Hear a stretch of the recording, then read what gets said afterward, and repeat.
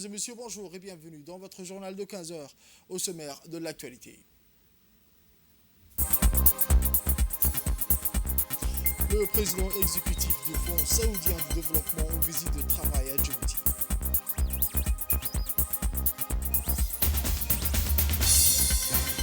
Au Nouvel Mondial, Donald Trump signe une victoire historique.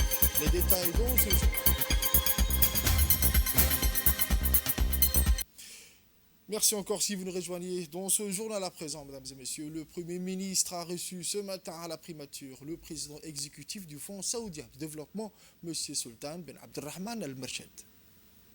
Premier ministre Abdelkader Kamel Mohamed a reçu ce matin à la primature le président exécutif du Fonds saoudien pour le développement, M. Sultan Ben Abdelrahman Al-Merchad, dans le cadre d'une visite de courtoisie.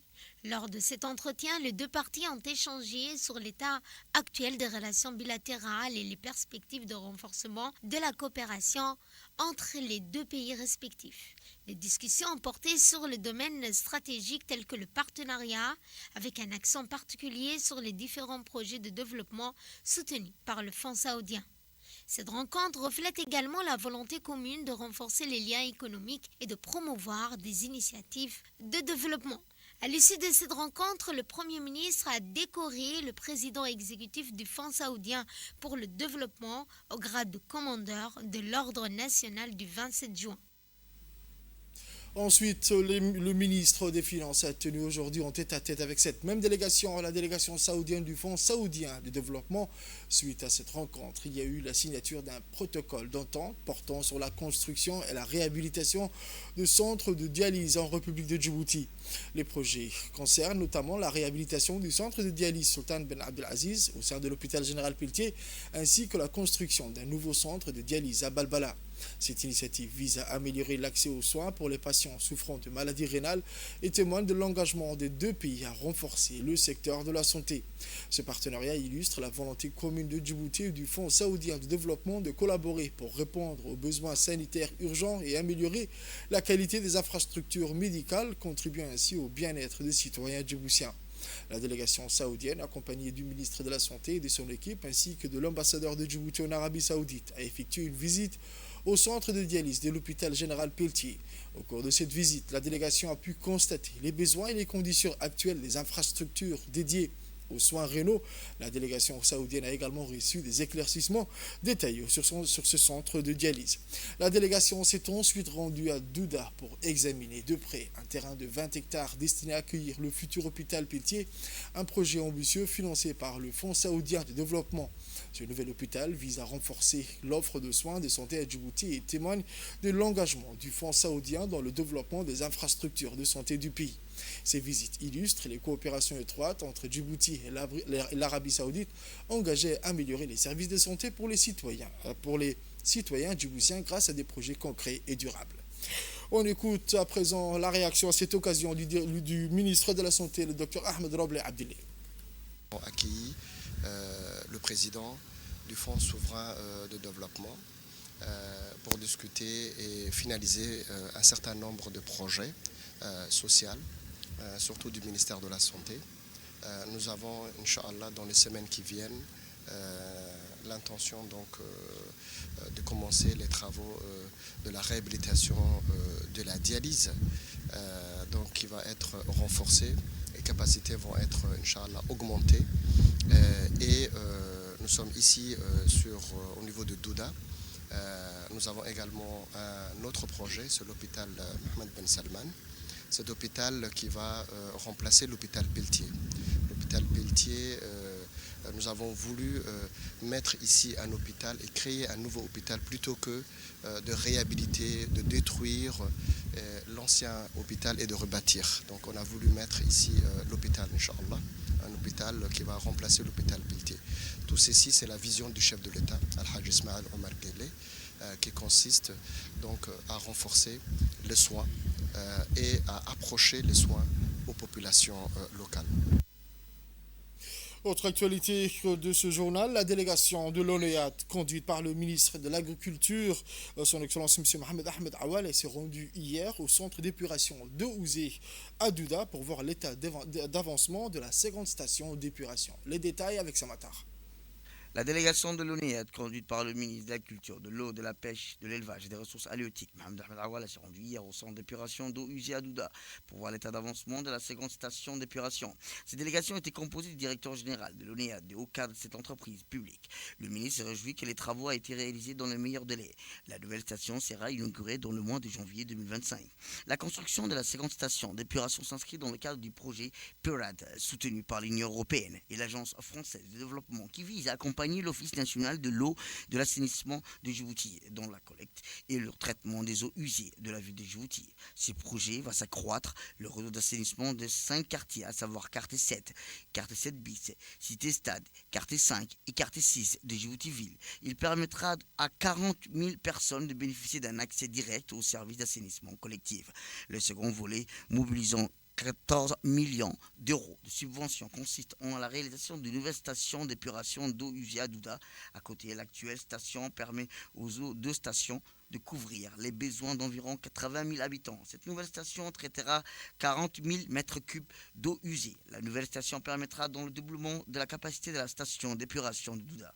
Les eaux traitées seront utilisées pour la culture. L'objectif de ces projets est d'offrir à la population de meilleures conditions sanitaires et de réduire le risque lié au mauvais drainage des eaux usées.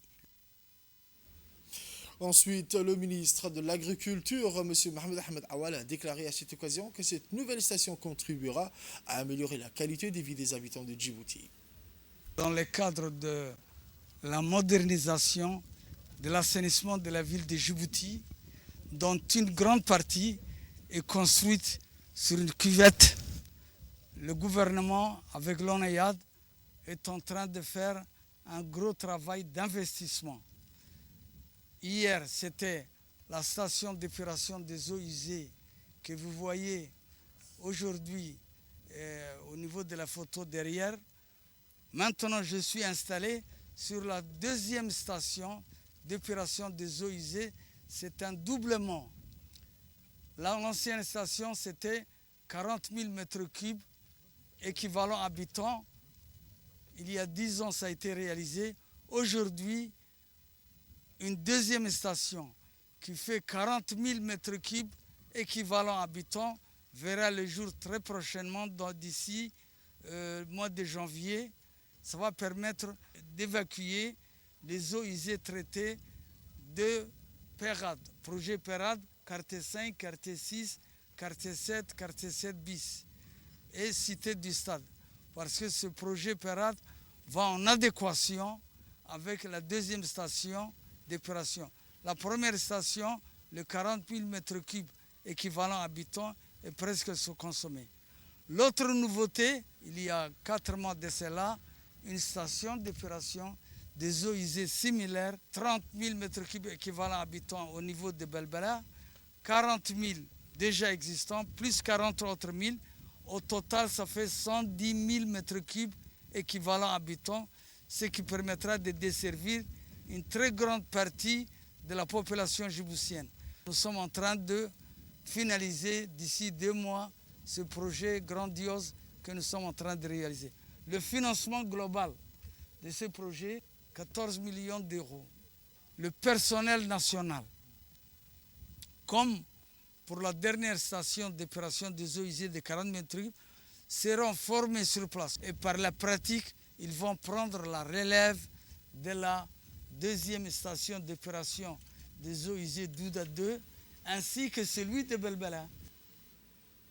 À l'invitation du gouvernement indien et du directeur général de l'Alliance solaire internationale, le ministre de l'énergie chargé des ressources naturelles, son Excellence M. Younis Ali Kedi, a participé à la 7e séance de l'Assemblée de l'ISA qui a ouvert ses travaux ce lundi 4 novembre 2024 à New Delhi, capitale de l'Inde. Le ministre représente en effet notre pays à cet important événement à la tête d'une délégation composée de notre ambassadeur en Inde, son Excellence M. Issa Abdullahi Assowi, de son conseiller technique M. Mahdi Wabri Hassan et du directeur de l'énergie M. Goulet Mohamed Jama. Cette rencontre de haut niveau, rendez-vous incontournable des acteurs et des décideurs clés de la filière solaire mondiale, a réuni des centaines de participants venus des 4 coins du monde.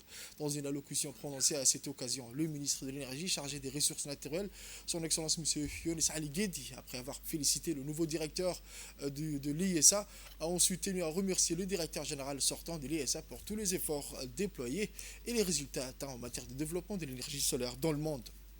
Ensuite, c'est dans le cadre de la célébration de la Semaine nationale et africaine de la jeunesse, le ministère de la Jeunesse et de la Culture, en collaboration avec l'UNFD, a lancé le lundi un programme de formation en cuisine et coiffure destiné aux jeunes des centres de développement communautaire de la capitale.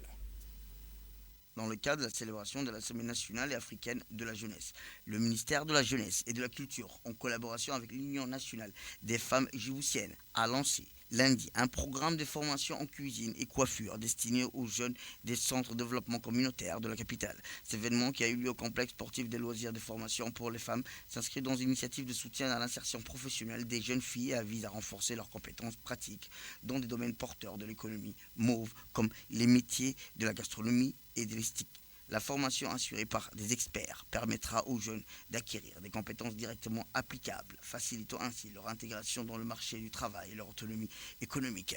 Lors de la cérémonie de lancement de cette double formation, la ministre de la Jeunesse et de la Culture et la secrétaire générale de l'UNFD et les responsables techniques ont toutes souligné l'importance de cette formation pour répondre aux besoins du marché local et pour encourager l'entrepreneuriat. Parmi les jeunes, ces programmes de formation s'inscrivent dans une politique d'accompagnement des talents locaux et témoignent l'engagement des institutions partenaires du ministère en faveur de l'épanouissement de la participation active de la jeunesse au développement national.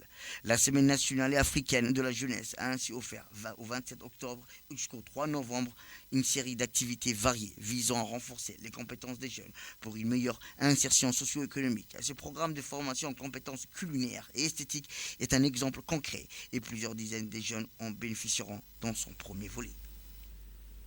La ministre de la Jeunesse et de la Culture, Dr Hibo Moumin Assoui, s'est félicitée d'organiser pour la deuxième fois en collaboration avec l'UNFD cette journée.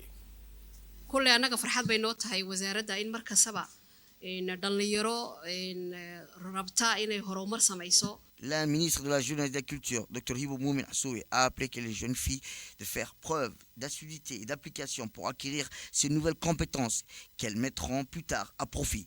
La ministre s'est dit réjouie de la création de ce complexe grâce aux vœux de la première dame, Khadra Mohamed Haïd, toujours soucieux de faire de la femme djiboutienne un partenaire clé dans le processus de développement sociétal, durable. Contrairement aux dires des gens, ces compétences culinaires et esthétiques sont des arts précieux qui ouvriront de nouveaux horizons prometteurs au bénéfice des jeunes filles, a indiqué la ministre.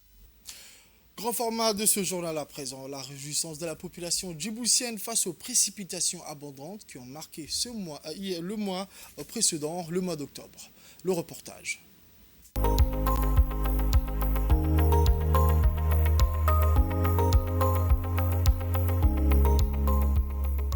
Nous nous trouvons à Omar Djaga, dans la région d'Ali Sabié. Après un mois de pluie intense, l'herbe donc est arrivée jusqu'à 40 cm, ce qui fait le bonheur des habitants de cette localité.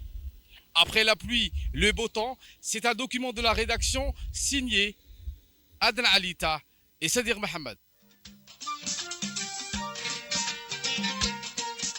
Ce mois d'octobre, la pluie a été abondante sur l'ensemble du territoire national. Une aubaine pour les éleveurs et la vie agro-pastorale, essentiellement concentrée dans les régions de l'intérieur.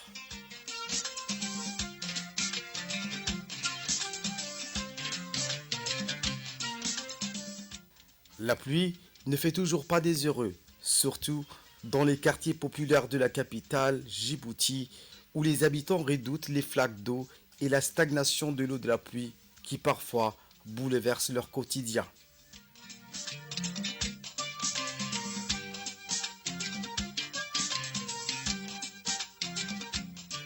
Dans la région d'Ali Sabié, où le taux de pluviométrie est le plus important, ce mois d'octobre où la pluie a été abondante semble faire ses effets.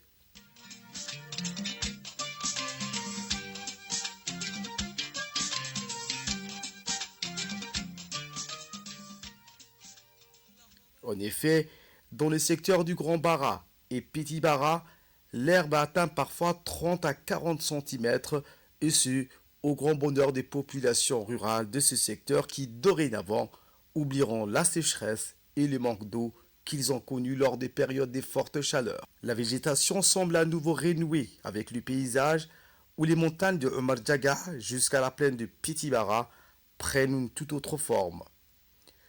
Ce jeune éleveur issu de cette localité en témoigne.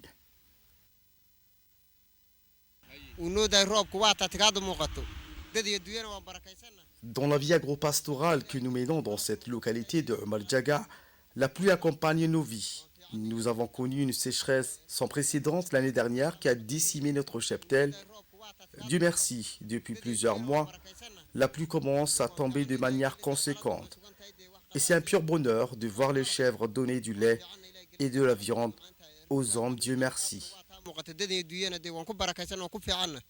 Par exemple, à Escoutir, au Kourtoumalé, secteur du Grand Bara, la population nomade attendait impatiemment l'arrivée de la pluie. Comme cette mère de famille vendeuse de lait des chèvres le long de la route nationale 1 qui jonche cette localité et qui voit sa population nomade grandir d'année en année. Dans la vie nomade, nous dépendons de la pluie. C'est eau que notre bon Dieu nous ramène du ciel. Humains et cheptels y dépendent. La pluie est intrinsèquement liée à notre vie. Sans pluie, c'est la sécheresse. Et celle-ci a perduré l'année dernière, ce qui a eu un impact négatif sur notre vie de nomades. En début de mois, nous avons une pluie abondante. Et celle-ci a non seulement changé la couleur de notre paysage, qui était avant une désolation et des chaleurs, en ce bonheur de verdure où cheptel et hommes en tirent bénéfice. Cette pluie de ce mois d'octobre a ramené la quiétude dans nos vies. Après la pluie, c'est le beau temps.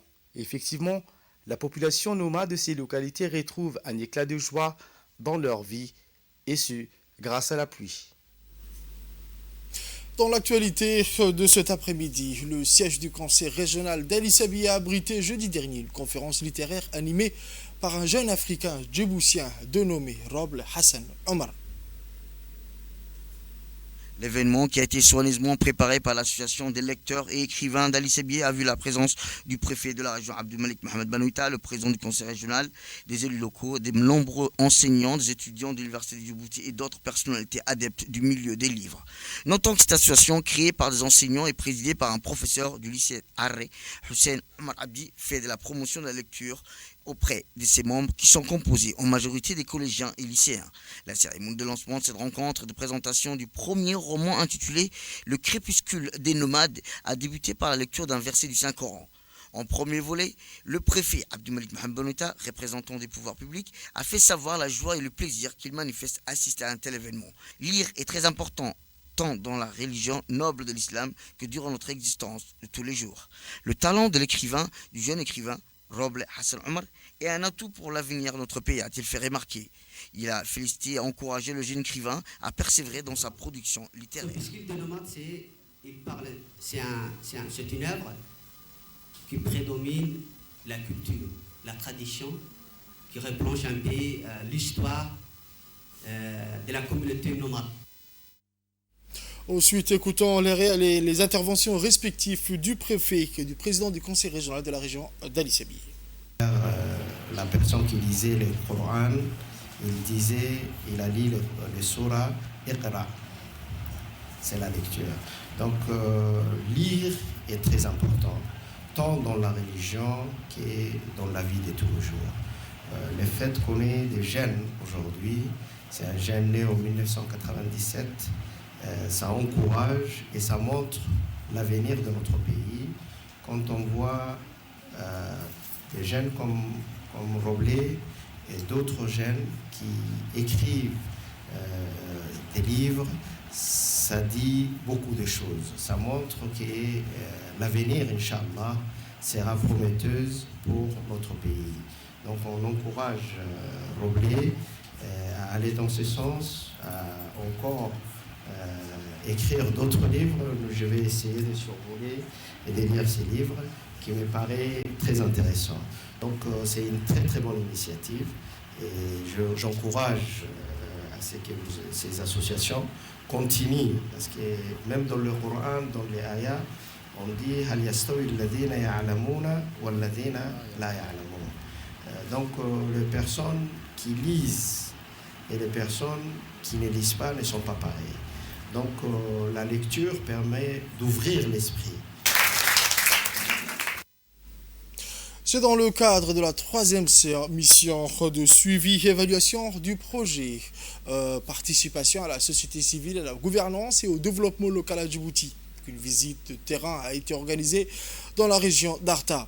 Une initiative soutenue par le projet CSO qui vise à renforcer l'implication des associations locales dans le développement local des collectivités à Djibouti. Cette initiative s'inscrit dans le cadre du projet Participation à la société civile, à la gouvernance et au développement local à Djibouti. La distribution d'équipements à l'association APTEPA, la cérémonie de remise d'équipements a réuni plusieurs acteurs clés du développement local et du secrétariat général, conseiller le régional d'Arta, M. Yassine Hussein, le secrétaire permanent de l'ANCLD, M. Ali Adroufa, ainsi que les membres de l'association et les équipes de gestion du projet. Le conseil régional d'Arta a récemment accueilli la 3e mission de suivi et d'évaluation pour un projet clé dans la région porté par l'association. Cette mission s'inscrit dans le cadre des efforts continus visant à renforcer la capacité des communautés locales aux défis environnementaux. Ces dotations comprennent des outils essentiels pour renforcer les capacités de l'association et faciliter la mise en œuvre de ces actions de terrain dans le respect des objectifs du projet. Ce soutien matériel constitue une étape cruciale pour garantir l'efficacité des interventions et promouvoir une gestion locale participative. C'est la capacité de l'association. Cette évaluation constitue pour nous une occasion précieuse de mesurer les projets accomplis, de relever les défis auxquels nous faisons face et apporter des ajustements nécessaires pour assurer l'impact durable de nos actions. Enfin, il nous paraît fondamentalement de rappeler que les organisations de la société civile jouent un rôle moteur dans le développement de notre pays et sont reconnus aujourd'hui comme des partenaires à part entière parmi tant d'autres acteurs. C'est grâce à la vision éclairée de son Excellence, Monsieur le Président de la République, Ismaël Omar Guelleh, son engagement et sa vision politique en faveur de la participation active de tous les acteurs de la société civile témoignent de sa détermination à construire un avenir prospère et inclusif. L'autorité intergouvernementale pour le développement, l'IGAD, a organisé ce week-end une consultation nationale sur la politique de l'enfance. Le reportage avec Samatar Saïd Yassine. La caravane de chirurgie de la cataracte organisée par la GX Foundation, une ONG chinoise, a été officiellement lancée à Tadjoura. Ayant déjà réalisé plus de 1500 interventions chirurgicales à Djibouti, cette initiative se poursuit et bénéficie directement de la population locale. Le lancement officiel de la cérémonie de lancement s'est déroulé en présence des personnalités locales, notamment le préfet Mohamed Abbas, le président du conseil régional Omar Hussein, le médecin-chef de la région sanitaire de Tadjoura était également présent, soulignant l'importance de cet événement pour la santé publique et locale. Une initiative de grande envergure, cette caravane s'étendra sur une période d'environ 2 mois, ciblant principalement les communautés de Tadjoura et d'Obok. Ces régions souvent éloignées des centres médicaux urbains bénéficieront énormément de ce type de mission qui offre des soins de santé spécialisés directement sur place. Importance de la caravane, la cataracte est une cause majeure de cécité irréversible à travers le monde. Dans des zones rurales reculées telles que Tadjoura et Obok, l'accès aux soins chirurgicaux est souvent limité. La caravane permet non seulement de restaurer la vue, mais elle améliore également la qualité des vues des patients, leur permettant de retourner à leur activité quotidienne et de contribuer pleinement à leur famille et communauté. De la fondation GX Foundation vient de débarquer sur Tadjoura. Il compte faire une opération de cataracte sur l'ensemble de la région de Tadjoura, mais aussi à celui de la région de Dobok. Nous en sommes fiers de cette opération dont la population et les gens vulnérables pourront bénéficier de cette opération pour que par la suite il y ait ultérieurement des suivis de l'hôpital de Tadjoura. Nous remercions le ministère de la Santé ainsi que la fondation GX Foundation et l'État chinois qui ont pu lancer cette opération dans l'ensemble du territoire suite à la demande du gouvernement. Aux nouvelles mondiales à présent, je vous le disais dans le titre, le candidat républicain à la présidentielle Donald Trump a remporté les élections en obtenant 277 voix contre 224 pour sa rivale démocrate Kamala Harris. Plus tôt, Trump avait déclaré dans un discours depuis son siège de campagne en Floride: « J'ai remporté une victoire historique », a-t-il indiqué. Trump a confirmé que le parti républicain avait pris le contrôle des deux chambres du Congrès après avoir retrouvé la majorité au Sénat. Au Moyen-Orient à présent, Gaza, une rapporteuse de l'ONU dénonce un génocide et non une guerre. Les détails avec Samatar. La rapporteure spéciale de l'ONU sur la Palestine, Francesca Albanese, a affirmé que la situation dans la bande de Gaza ne doit pas être qualifiée de guerre, mais bien de génocide. Israël détruit les Palestiniens de Gaza de multiples façons. La création de conditions de vie insoutenables et inhumaines, plus la complexe et la plus cruelle. Ne l'appelle pas guerre, c'est un génocide. Les motifs ne sont pas pertinents, a-t-elle ajouté, soulignant que l'intervention et l'intention de destruction est évidente et sont équivoques. Ces remarques interviennent après que Philippe Lazzarini, directeur de l'Agence des Nations Unies pour les réfugiés palestiniens, a indiqué que l'aide humanitaire quotidienne est la plus faible depuis longtemps, avec seulement 30 camions en moyenne entrant chaque jour dans la bande de Gaza au mois d'octobre. Le premier ministre israélien Benjamin Netanyahu a limogé mardi soir son ministre de la Défense Yoav Gallant, ce qui déclenche une vive polémique en Israël. L'opposition dénonce une décision irresponsable et folle. Autre actualité internationale, en Espagne, l'inondation, l'armée déployée pour les secours à Valence, toujours avec Samatar. De l'unité militaire d'urgence espagnole ont continué à rechercher des corps dans des parkings et des véhicules inondés à Valence samedi après la catastrophe naturelle la plus meurtrière que l'Espagne ait connue de mémoire d'hommes. 5 jours se sont écoulés depuis que les inondations semblables à celles d'un tsunami ont balayé la périphérie sud de la ville de Valence, recouvrant de nombreuses communautés une boue épaisse et collante. La tâche de noyade reste gigantesque et des dégâts pourraient prendre des semaines. Depuis les inondations, de quelques 2000 soldats ont participé aux opérations d'urgence, recherché des survivants, aidé au nettoyage, des distributions des biens de première nécessité. Ainsi, plus de 1800 agents de la police nationale et près de 2500 gendarmes de la garde civile. Ils ont secouru environ 4800 personnes et aidé plus de 30 000 personnes, selon le Premier ministre Pedro Sanchez. Le gouvernement régional de Valence a été critiqué pour n'avoir envoyé les alertes aux inondations sur les téléphones portables qu'à 20h mardi, alors que les inondations avaient déjà commencé à certains endroits et bien après que l'agence météorologique nationale ait émis une alerte rouge indiquant de fortes pluies. C'est tout pour ce journal de 15h, mesdames et messieurs. Merci à vous de l'avoir suivi et restez avec nous pour la suite du programme sur Télé Djibouti.